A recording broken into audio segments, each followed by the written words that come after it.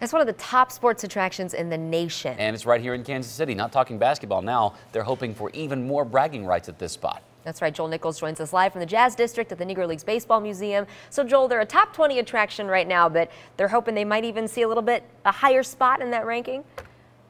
That is very true, because voting ended on Monday, and as Bob Kendrick knows full well, they were leading the poll on Monday. They'll find out on Friday if they end up being number one, and we all think they're already number one. Let's talk a little bit about what keeps you ahead of the curve, because the Negro Leagues history was ahead of the curve socially and every other way. Absolutely. It was innovative. It was very innovative, fast, aggressive, daring on the base paths, but we also introduced advents such as shin guards, the batting helmet, night baseball. Wow. So it was only natural that as we looked at how we wanted to tell the story, that we would start to tinker with technology. So let's show this. As part of this. Yeah, we have what we call augmented reality. Right. And so you can download a free app, and when you come to the museum, you can scan these little triggers. 37. He achieved a perfect, and it will give you expanded information. This is Leon Day, who is a great pitcher in the Negro Leagues, who's enshrined in the National Baseball Hall of Fame. But you can use your smartphone and your tablet to get additional information about the statues that are here on the Field of Legends. And so again, if you're going to come to the museum, just go and download the free app. It's called Field of Legends.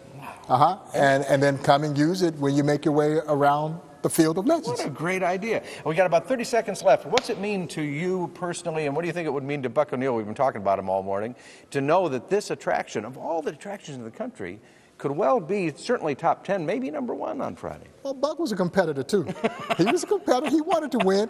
He was managing those Monarchs to win, but he would be obviously quite proud of his museum and the work that we've been doing to not only perpetuate his memory, but to make sure that these other heroes of the Negro Leagues are never forgotten. And so I think this is certainly would be a feather in the museum's cap to land in the top 10. If we were to win it, it'd be something, give me another reason to stick out my chest, and I think our staff would be quite proud. But I also think that everyone who's affiliated with this museum here in our great city and around the country, for those who appreciate what this history represented, both on and off the field, I think this is very symbolic of that. So, yeah, it would be a lot of fun to say we're number one. Absolutely, it would be. Now, speaking of it, we got to go, but speaking of history and memory, you just told us a little story about how Buck's long-term memory was amazing, and he said something about his doctor. His doctor tried to help him, but what happened? Yeah, his doctor said, my doctor gave me memory pills, but I keep forgetting to take them.